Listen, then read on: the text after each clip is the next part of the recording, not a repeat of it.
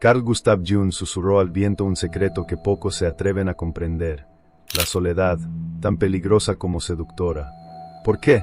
Porque una vez que pruebas la calma profunda que ofrece, el bullicio de las multitudes se convierte en una peste insoportable. ¿Quién querría regresar al caos cuando ya ha experimentado la paz del silencio? Tras encontrar refugio en sí mismo, ¿quién volvería a las arenas movedizas del mundo? Jung no fue solo un psiquiatra o filósofo, fue un verdadero explorador del alma humana. Un alquimista espiritual en busca de la verdad eterna en las sombras del inconsciente. Su vida, tan enigmática como sus teorías, estuvo tejida con los hilos de lo extraordinario. Detrás del hombre que nos legó conceptos como el inconsciente colectivo y los arquetipos, existen historias fascinantes que, en ocasiones, son casi desconocidas, pero revelan una mente inquieta, profundamente humana y mística. De niño, Jung no estaba solo, aunque a veces parecía estarlo. En un rincón secreto de su infancia, creó un amigo invisible, un pequeño maniquí que talló con sus propias manos, al que vistió con capa y sombrero. Este compañero inanimado se convirtió en su confidente silencioso, un receptor de sus pensamientos más íntimos. Para Jung, este amigo no era solo una fantasía, era una puerta hacia el mundo simbólico, un reflejo temprano de su conexión con los misterios que definirían su obra. ¿Era este solo un juego infantil, o ya entonces intuía los arquetipos que dan forma a nuestra psique? Jung también fue un viajero incansable, no solo en los paisajes del inconsciente, sino también en el mundo físico. Recorría África, India y América del Norte, con una sed insaciable de entender cómo los seres humanos, separados por océanos y montañas, interpretaban los sueños, los mitos y los símbolos. Participó en rituales chamánicos, observó danzas tribales y escuchó las historias de sabios indígenas. En esas experiencias, encontró ecos de una verdad universal, un hilo invisible que une a todas las culturas en el tapiz del inconsciente colectivo. Sin embargo, la verdadera aventura de Jung fue la soledad. En Bollingen, a orillas del lago Zúrich, construyó una torre de piedra que se convirtió en su refugio, su templo. Allí, rodeado de árboles susurrantes y aguas tranquilas, permitió que la naturaleza le hablara. Escribió, meditó y se entregó a una paz primitiva. En una carta, confesó sentir una conexión íntima con las piedras, los árboles y el agua, a los que llamaba sus verdaderos amigos. ¿No es conmovedor imaginar a este gran pensador compartiendo sus silencios con el bosque y el lago, hallando consuelo en el murmullo de la naturaleza? Pero Jung no era solo un místico perdido en los abismos del pensamiento, también tenía un lado terrenal y cotidiano que sorprende. Disfrutaba de los juegos de cartas con la misma seriedad con que exploraba los arquetipos. Practicaba la carpintería, no como una tarea mundana, sino como un ritual que le conectaba con algo esencial. Decía que, al trabajar la madera, encontraba equilibrio, que al construir una mesa o tallar un objeto, sentía que se alineaba con su yo interior. ¿Quién hubiera imaginado que este hombre, capaz de navegar los abismos del alma humana, también podía pasar horas perfeccionando una partida de póker o ensamblando una pieza de mobiliario? Jung vivió entre dos mundos, el tangible y el invisible, el terrenal y el trascendente.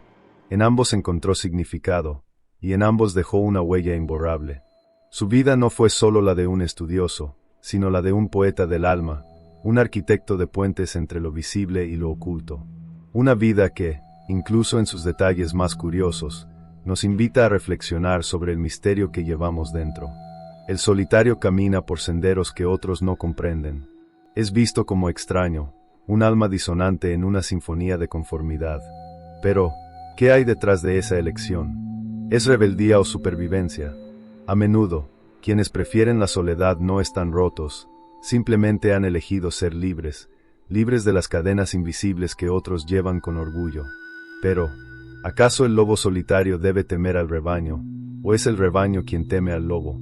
El misterio rodea al que anda solo, y ese misterio inquieta en una sociedad que glorifica la conexión. ¿Cómo puede alguien rechazarla? Sin embargo, no es raro que para muchos, la compañía no sea un bálsamo, sino una herida. Si las relaciones se han convertido en una fuente de dolor, ¿no es lógico buscar tregua en la soledad? ¿No es natural refugiarse en el único lugar donde el alma puede descansar en paz? Imagina esto, Despiertas en una casa bañada por el silencio. No hay voces que reclamen tu atención, ni pasos ajenos que interrumpan tu calma. Caminas hacia la cocina y cada rincón, cada detalle, es un reflejo de ti. No hay concesiones. Ese espacio, ese tiempo, son tuyos. ¿No es eso libertad? ¿No es eso un lujo que pocos se permiten? La soledad es un jardín secreto donde florece la libertad. Allí, tras puertas cerradas, te conviertes en el soberano absoluto de tu vida. No hay críticas, no hay demandas, solo el dulce eco de tus propios pensamientos. Pero, ¿es este aislamiento un paraíso o un espejismo? Como siempre, la verdad depende de quién seas y de lo que busques. Es cierto que las personas pueden enriquecer nuestras vidas, pero también pueden ser fuentes de dolor. ¿Cuántas veces el veneno no viene del entorno, sino de quienes nos rodean? Somos, como decía alguien, tanto los portadores del mayor consuelo como los causantes del mayor sufrimiento. El equilibrio es esencial. ¿Debemos soportar el peso del mundo solo porque tememos la soledad? Marco Aurelio, en su sabiduría estoica, se enfrentaba cada día a la toxicidad humana. Mientras tanto, un sabio taoísta rechazaba el trono para encontrar paz pescando junto a un río. ¿Qué harías tú? ¿Elegirías el bullicio o el silencio? Porque la soledad, cuando se abraza, se convierte en una amante leal. Es allí, como decía Schopenhauer, donde un hombre puede ser verdaderamente libre. En el silencio, no hay máscaras que llevar, ni juicios que temer. Es un espacio puro, virgen, donde puedes enfrentarte a ti mismo sin distracciones. Pero, ¿qué es lo que realmente tememos cuando pensamos en enfrentarnos a la soledad? ¿Es el miedo al silencio lo que nos paraliza, o es más profundo que eso? Tal vez lo que realmente nos aterra es lo que el silencio podría desvelar, una verdad cruda sobre nosotros mismos, una verdad que hemos preferido ignorar, esconder bajo el ruido del mundo. Quizá, al despojarnos de la cacofonía exterior, no solo nos encontramos con la quietud, sino con las preguntas que hemos evitado durante tanto tiempo. ¿Qué somos cuando no hay expectativas que nos definan? ¿Qué somos cuando la mirada de los demás se desvanece y solo queda la nuestra? En el ruido cotidiano, nos acostumbramos a ser lo que otros esperan que seamos, a seguir guías que nos marcan el camino. Pero, ¿quién somos cuando no hay nadie más alrededor? ¿Qué deseos se levantan dentro de nosotros cuando ya no hay voces externas que los repriman o los dirijan? La soledad nos confronta con nuestra verdadera esencia, y a veces, lo que vemos nos asusta.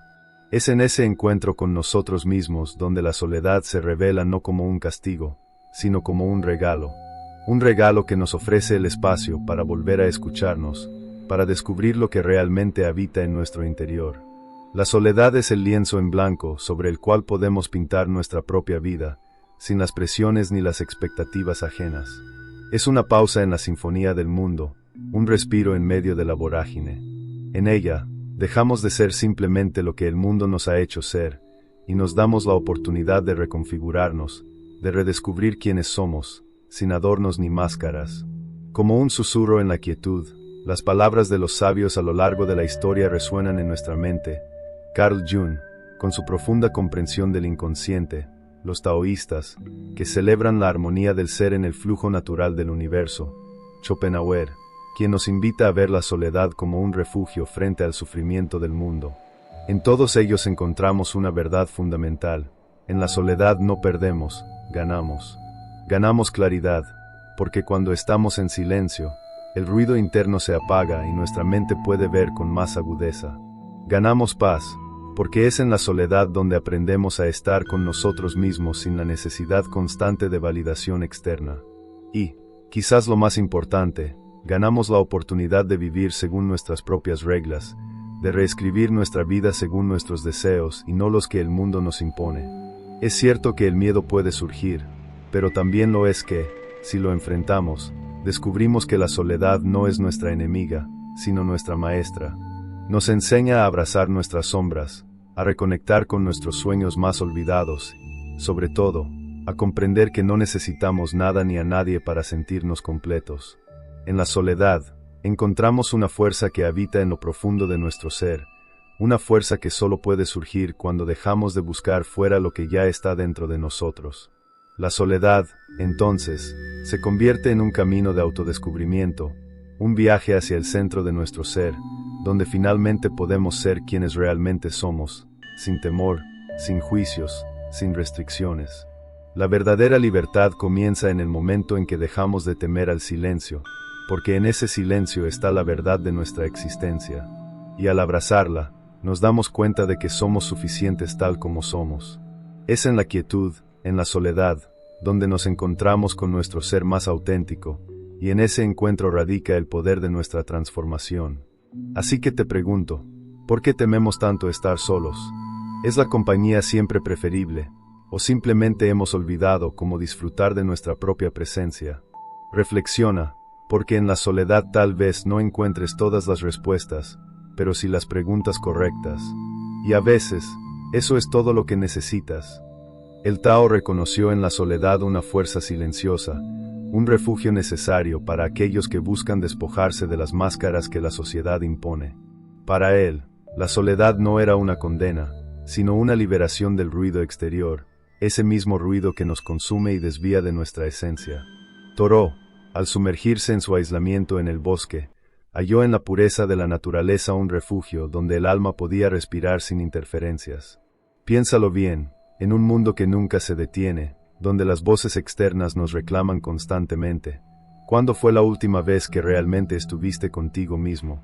Este ruido incesante nos aleja de lo que verdaderamente importa, la conexión con lo esencial, con la naturaleza que, sin prisa, nos sostiene.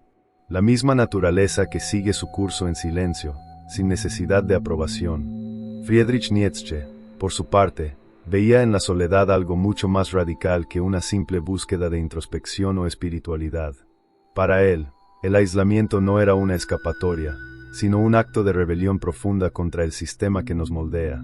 La sociedad, con sus expectativas, sus reglas preestablecidas y su moralidad impuesta, nos convierte en autómatas que se adaptan sin cuestionar.